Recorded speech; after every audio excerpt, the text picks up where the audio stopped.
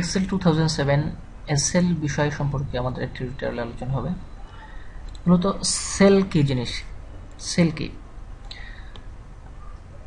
যখন এক্সেল মূলত কাজ করে কলাম এবং রো, এই দুইয়ের রেফারেন্সে মূলত এক্সেল কাজ করে থাকে।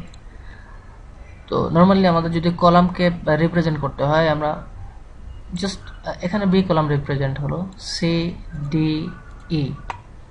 একই রকমভাবে 1 2 3 4 এগুলো হচ্ছে রো। যখন রো এবং কলাম মূলত যেই পয়েন্ট এদের ইন্টারসেকশনটা হয়, এটা হচ্ছে একটা সেল।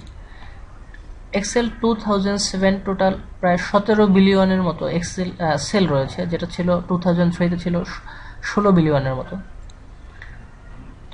প্রত্যেকটা সেল একটা কলাম এবং একটা রো দুটোর ইন্টারসেকশনের একটা পয়েন্ট হচ্ছে একটা সেল। এক্সেল যখন কোনো ক্যালকুলেশন করে অথবা অ্যানালাইজিং করে, প্রত্যেকটা অ্যানালাইজিং এর সময় কিংবা ক্যালকুলেটিং এর সময় সে মূলত সেল রেফারেন্সটাকে প্রধান করে সে টোটাল কাজ করে থাকে।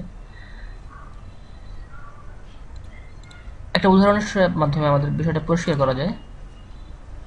আমাদেরকে যদি বলা হয় 12 এর সেল রেফারেন্স সম্পর্কে যদি আমাদেরকে জিজ্ঞেস করা, সেক্ষেত্রে আমরা খুব নর্মালি বলবো, যারা এক্সেল সম্পর্কে মোটামুটি ধারণা রাখি, এটা হচ্ছে বি, যেহেতু কলাম বি তাই আমরা বলবো বি রো 5। তো এ কলাম বি এবং রো 5 এই দুটো রো এবং কলামের যে ইন্টারসেকশন পয়েন্ট, সেটা হচ্ছে B5। আমরা মূলত B5 এর উপর যখন ক্লিক করে এখানে নেইমের যে অপশনটা, নেইম বক্সের মধ্যে আমাদেরকে মূলত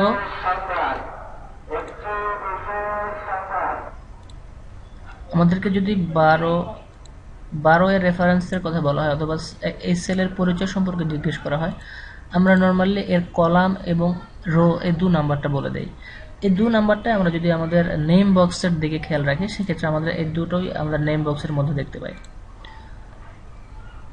সেলের ব্যাপারে আমরা আমাদের পরবর্তী লেসনগুলোতে আরো ডিটেইল আলোচনা করব।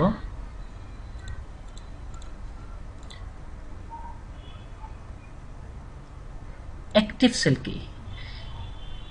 আমাদের কার্সরটা মূলত যে সেলের উপর বর্তমান অবস্থান করছে, মূলত সে সেলটাকে আমরা অ্যাক্টিভ সেল হিসেবে জানি। এখানে হতে পারে, যেমন আমি যদি টোটাল 6টা কলাম এবং 4টা রো এখানে এরকম করে সিলেক্ট করে থাকি, সেক্ষেত্রে আমরা একটু পরিবর্তন দেখব। এই টোটাল ঘরটার মধ্যে আমাদের এই ঘরটাকে একটু অন্যরকম দেখাচ্ছে, যার মানে হচ্ছে এখন যদি আমরা কোনো ধরনের ফর্মুলা অথবা ডাটা এন্ট্রি দেই, সেক্ষেত্রে আমাদের এই ঘরটাতে এটা এন্ট্রি স্টার্ট করবে। তো এই ক্ষেত্রে আমাদের অ্যাক্টিভ সেল হচ্ছে প্রথম ঘরটা A6। আমরা যাই লেখে না কেন, আমাদের এই ঘরে শুরু হয়, তার মানে হচ্ছে এই মুহূর্তে আমাদের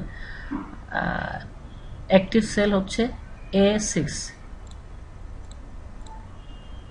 আমরা যখন কোনো ফর্মুলা এন্টার করবো, যখন ফর্মুলা নিয়ে কাজ করবো, বিষয়গুলো আরো ক্লিয়ার হবে।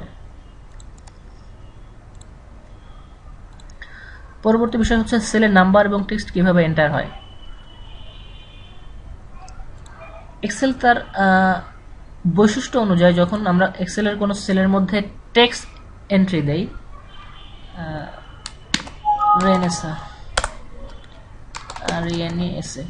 এটা বাই ডিফল্ট লেফট অ্যালাইনে চলে যায়। দেখেন, এটা যখন আমি কোনো টেক্সট লিখলাম, এটার অ্যালাইনমেন্ট লেফট হয়ে যায়। বাট আমরা যখন কোনো অ্যামাউন্ট লিখি, কোনো নাম্বার লিখি, এটা অটোমেটিক্যালি রাইট অ্যালাইনে চলে যায়। এটা এক্সেলের বৈশিষ্ট্য। Default text and number alignment, সেলের নাম্বার এবং টেক্সট কিভাবে এন্টার হয়, এই দুটো বিষয় সম্পর্কে আমরা জানলাম।